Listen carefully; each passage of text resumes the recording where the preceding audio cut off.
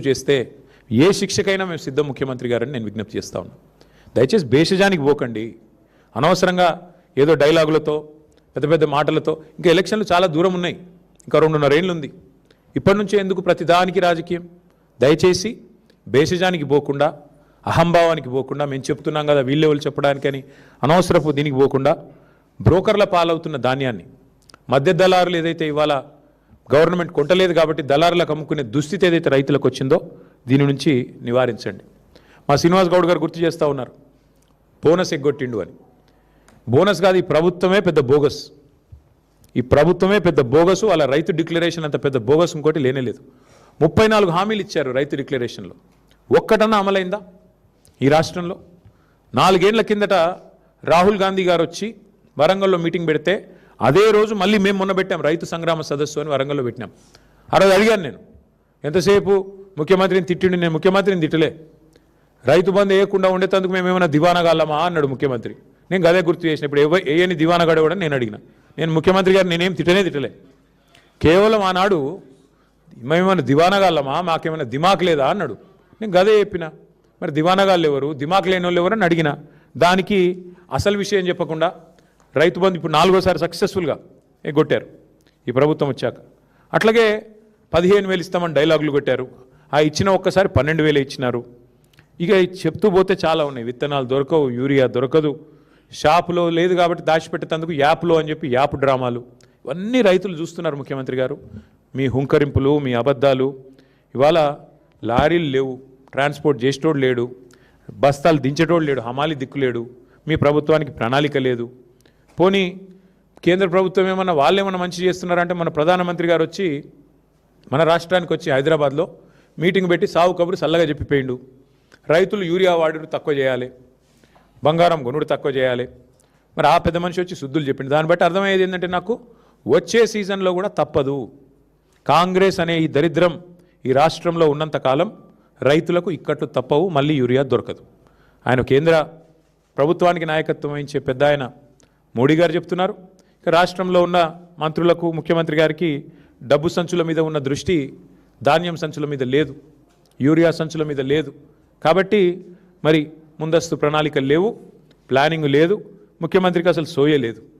Gunny బ్యాగులు దొరకవు కానీ గన్లు మాత్రం బాగా దొరుకుతున్నాయి. ఇది మీకు తెలుసు, నేను చెప్పక్కర్లేదు దానికి మించి. చివరికి టార్పాలిన్ కవర్లు కూడా ఆఖరికి ఇప్పుడు వర్షం వచ్చేసింది, దగ్గరికి వచ్చిన టైం, టార్పాలిన్ కవర్లు కూడా ఇచ్చే దిక్కు లేదు ఇవాళ ఆ కేంద్రాలలో. మళ్ళీ రైతులే తెచ్చుకోవాలి, రైతులే కాపాడుకోవాలి. ఆరుగాలం కష్టపడి పండించిన పంటను కాపాడుకోకపోతే ఇవాళ ఈ ప్రభుత్వం అయితే ఏమీ చేయదు అనేది స్పష్టంగా అందరికీ అర్థమైపోయింది. ఇక నేను అనేదల్లా ఒకటే, మీరు భూముల మీద పెట్టే శ్రద్ధ, భూదోపిడీ మీద పెట్టే శ్రద్ధ, భూహారతి ఏదైతే తెచ్చారో ఆ భూహారతి ద్వారా స్వాహా చేస్తున్న కార్యక్రమం వేం నరేందర్ రెడ్డి గారు నిన్నగాక మొన్న మా సోదరుడు మన్నే క్రిషాంక్ బయటపెట్టినాడు. ఎట్లా కే సముద్రం మండలంలో అసైన్డ్ పట్టాలను రాయించుకున్నాడు, భూహారతి ద్వారా ఎట్లా స్వాహా చేసినాడు మా సోదరుడు బయటపెట్టాడు. నిన్న శంషాబాద్లో ఎంఆర్ఓ గారి కార్యాలయం మీద ఏసీబీ రైడ్ అయితే అక్కడ కూడా జరిగిన భూదోపిడి. ముఖ్యమంత్రి గారి అనుచరుడు 90 ఎకరాల సీలింగ్ భూమిని ఎంఆర్ఓ స్థాయిలో, కలెక్టర్ స్థాయిలోనే ఉత్తర్వులు ఇచ్చేసి, ఉత్తర్వులు కూడా ఉన్నాయి, కావాలంటే మీకు ఇస్తాను. దోపిడీ ఎట్లా చేశారు? 1,000 కోట్ల విలువైన భూమిని నిన్ననే ఏసీబీ రైడ్లో దొరికినారు. వీటి మీద ముఖ్యమంత్రి గారి దగ్గర సమాధానం ఉండదు. వాటి మీద ఉన్న శ్రద్ధ, వాటి మీద ఉన్న ఆసక్తి, భూ కొనుగోళ్ళు, భూ దందాల మీద ఉన్న శ్రద్ధ భూమిని నమ్ముకున్న రైతు మీద నీకు లేదు. ఇది వాస్తవం. ఉంటే పరిస్థితి ఇట్లా ఉండదు. అందుకే నేననేది ఉత్తమ్ కుమార్ రెడ్డి గారిని, రేవంత్ రెడ్డి గారిని ఇద్దరు కలిసి తప్పుదోవ పట్టించాలని చూస్తున్నారు. వాస్తవానికి కొనుగోళ్ళు ఈరోజు వరకు రాష్ట్రంలో ఎక్కడా కూడా 30-35% దాటలేదు. చివరికి రైతులు విసిగి వేసారిపోయి ప్రైవేట్లు అమ్ముకోవాలన్నదే మీ కుట్ర, మీ ఉద్దేశం అదే స్పష్టంగా మాకు కనబడుతున్నది. మొత్తం కలిపి 1,51,00,000 మెట్రిక్ టన్నులు పండింది ఈరోజు రాష్ట్రంలో. మీరు కొన్నది ఎంత అండి ఇప్పటివరకు? లెక్కలు బయట పెట్టండి. ఎందుకు అబద్ధాలు చెప్తారు తెల్లారి లేస్తే? మేము తిరిగి చూస్తూ ఉన్నాం, మేమేం ఊరికే చెప్పట్లేదు. మేము మళ్ళీ డిమాండ్ చేస్తూ ఉన్నా. రేపు క్యాబినెట్ మీటింగ్ ఉన్నది, ముఖ్యమంత్రి గారిని నేను డిమాండ్ చేస్తూ ఉన్నా. ఈ 10 మంది రైతులే కాదు, ఈ ప్రభుత్వం వచ్చినాక 1000 మంది రైతులు చనిపోయారు ఇప్పటివరకు. ఆ 1000 మంది రైతులకు కూడా మీ ప్రభుత్వమే వాటిని ప్రభుత్వ హత్యలుగానే గుర్తించి తప్పకుండా వారందరికీ కూడా 25 లక్షల రూపాయల చొప్పున చెల్లించాలని చెప్పి కూడా ఎక్స్గ్రేషియా మేము డిమాండ్ చేస్తూ ఉన్నాం. అట్లాగే ఇవాళ ఇంకా విచిత్రమైన ఒక వ్యవస్థ, మా ప్రభుత్వం పోయి 2.5 ఏళ్ళు అయింది. ముఖ్యమంత్రి గారు నోరు తెరిస్తే మా మీద ఏడుపులే, ఇంకా కూడా నోరు తెరిస్తే కేసీఆర్ గారి మీద మా పార్టీ మీద ఏడుపులు తప్ప మరి ఇవాళ ఎక్కడా కూడా ఒక్క మాట కూడా వేరే వినబడడం లేదు. ముఖ్యమంత్రి గారిని మంత్రులు నేను డిమాండ్ చేస్తూ ఉన్న ప్రధాన ప్రతిపక్షం తరపున రేపటి క్యాబినెట్ సమావేశంలో మీరు దయచేసి హయ్యెస్ట్ ప్రయారిటీ ఐటమ్గా ఈ కొనుగోలు అంశం, రైతుల ధాన్యం కొనుగోలు, ఆంక్షలు లేకుండా ధాన్యం కొనుగోలు చేయాలి. మొలకెత్తిన రంగు మారిన ఇవన్నీ కూడా మీ వ్యవస్థ వైఫల్యం వల్ల నెల నుంచి 45 రోజులుగా ఇవాళ పడిగాపులు కాస్తూ ఉన్నారు రైతులు. మార్కెట్ యార్డ్లలో, ఐకేపీ సెంటర్లలో, సింగిల్ విండోల సెంటర్లలో 8,500 కొనుగోలు కేంద్రాల దగ్గర పడిగాపులు కాస్తున్న రైతుల తరపున లక్షలాది మంది రైతుల తరపున అడుగుతా ఉన్నాం. రేపటి క్యాబినెట్ మీటింగ్లో ఇదే ఎజెండాగా పెట్టండి, సింగిల్ పాయింట్ ఎజెండాగా నడపండి. ఎన్ని కొనుగోలు చేసినారు, ఎన్ని చేస్తున్నారు, అవసరమైతే ఒక శ్వేతపత్రం అధికారికంగా, ఏదో కాకి లెక్కలు కాదు, శ్వేతపత్రం విడుదల చేయండి. ఏ సెంటర్లు ఎంత కొన్నాం, ఎంతమందికి పైసలు వేసినాం, మొక్కలు ఎంత కొన్నారు, వడ్లు ఎన్ని కొన్నారు, జొన్నలు ఎన్ని కొన్నారు, శనగలు ఎన్ని కొన్నారు, ఈ మొత్తం ఏ పంట ఎంత కొన్నది ప్రభుత్వం ఒక శ్వేతపత్రం విడుదల చేయాలని చెప్పి మేము డిమాండ్ చేస్తూ ఉన్నాం. మీరు కనుక ఒకవేళ స్పందించకపోతే డెఫినెట్గా మా పార్టీ ఇప్పటిదాకా కూడా చాలా ఓపికగా ఉన్నాం. మా నాయకుడు కేసీఆర్ గారు సంయమనం పాటించండి, మరి తొందరపడొద్దు, ప్రభుత్వానికి టైం ఇవ్వాలి అంటే మేము నిజంగానే సంయమనంగా ఉన్నాం.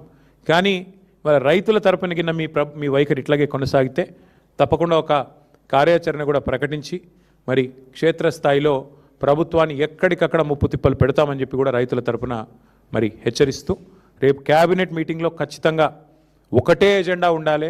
ఆ ఎజెండా ఖచ్చితంగా రైతులే కావాలని చెప్పి మళ్ళొక్కసారి డిమాండ్ చేస్తూ రైతు కేంద్రంగానే రేపు క్యాబినెట్ జరగాలి.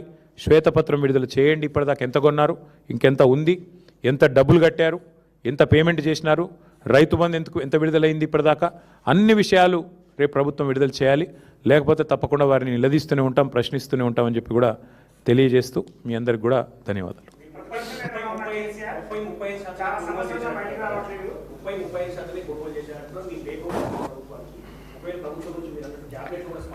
చూద్దాం రేపు క్యాబినెట్లో ఒకవేళ స్పందన రాకపోతే మా పార్టీ ఎట్లాగో యాక్టివ్గానే ఉంది. ఫీల్డ్లో ఇప్పటికే మా నాయకులందరూ పర్యటన చేస్తూనే ఉన్నారు. మా మాజీ ఎమ్మెల్యేలు కానీ, మా నియోజకవర్గాల ఇన్ఛార్జీలు కానీ, జిల్లా పార్టీ అధ్యక్షులు కానీ ఎక్కడి వాళ్ళు అక్కడ ధర్నాల్లో పాల్గొంటున్నారు, ఎక్కడి వారు అక్కడ కొనుగోలు కేంద్రాలు తిరుగుతున్నారు. ఒకవేళ ప్రభుత్వం కనుక స్పందించకపోతే రైతుల తరపున విస్తృతమైన కార్యక్రమాలకు శ్రీకారం చుడతాం. రేపు ప్రభుత్వ స్పందన చూసి మా కార్యాచరణ ప్రకటిస్తాం.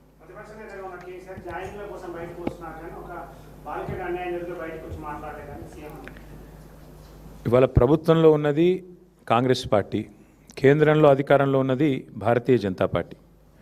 ఈ అంశం మీద మీరు ఒక్కటి దయచేసి, మేము మీడియాను కూడా ఈ విషయంలో మీరు ఏమనుకున్నా సరే, మీరు కూడా కళ్ళు, చెవులు, ముక్కు అన్నీ మూసుకున్నారు 4 రోజులు. అసలు ఒక స్క్రోలింగ్ కూడా వేయలేదు మీడియా. సిగ్గుపడాలి తెలుగు మీడియా. జాతీయ మీడియాలో వచ్చేదాకా తెలుగు మీడియా కనీసం సోయి కూడా లేదు. ఇంత సీరియస్ వైఖరి మీద, ఇంత సీరియస్ విషయం మీద అసలు ముఖ్యమంత్రి, కేంద్ర మంత్రి తోడు దొంగల మాదిరిగా ఇద్దరు తోడు దొంగలే. ఒక మైనర్ బాలిక మీద అఘాయిత్యం జరిగితే ఈ రాష్ట్రంలో కంప్లైంట్ తీసుకోవడానికి పోలీసులు నిరాకరించారు. ఎవడండి ఈ రాష్ట్ర హోంమంత్రి? ముఖ్యమంత్రి గారు కాదా? ఆ అమ్మాయిని సతాయించి, తల్లిదండ్రులను సతాయించి 6 గంటలు పోలీస్ స్టేషన్లో కూర్చోబెట్టి వేధించి చివరికి కౌంటర్ కేసు పెట్టించారు. ఎవరు పెట్టించారండి ఈ రాష్ట్రంలో?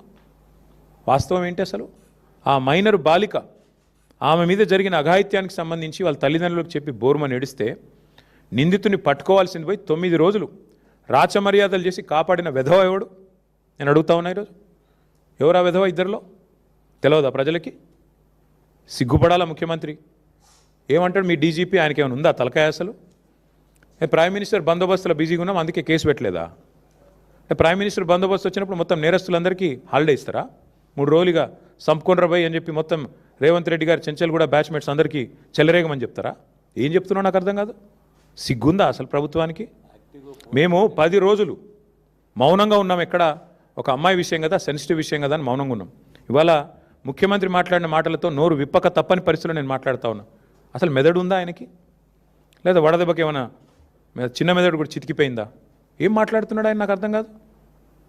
ఏదో మా బావమ్మరి దీంట్లో ఏదో దొరికినాయి అంటాడు. పెట్టు కేసు, ఎవడొద్దన్నాడు ఆయన నిన్ను? ఏం దొరికినాయి? నీ ఎక్సైజ్ సూపరింటెండెంట్ చెప్పింది కదా, అందులో ఏం దొరకలే, ఏం లేదురా నాయన అని. నువ్వేమైనా ప్లాంట్ చేయబోయినట్టున్నావు. మీ వాళ్ళకి చెప్పేది ఆడ ఇరికీయమని చెప్పినట్టున్నావు. అది ఇరికేయలేకపోయినా నేనేం చేస్తా దానికి? నేనేమంటున్నా అంటే ఇంత చిల్లర రాజకీయం మంచిది కాదు. 9 రోజులు ఒక పాక్సో నిందితుని దేశంలో ఎక్కడైనా వదిలిపెట్టినరా? ఎందుకు నీకు అంత అండర్స్టాండింగ్ ఏంది మీ ఇద్దరికి? నీకు ఎందుకు భయం? ఒక నిందితుడిగా చూడాలా? వారు ఎవరైతే ఎందుకు కాపాడినామని అడుగు.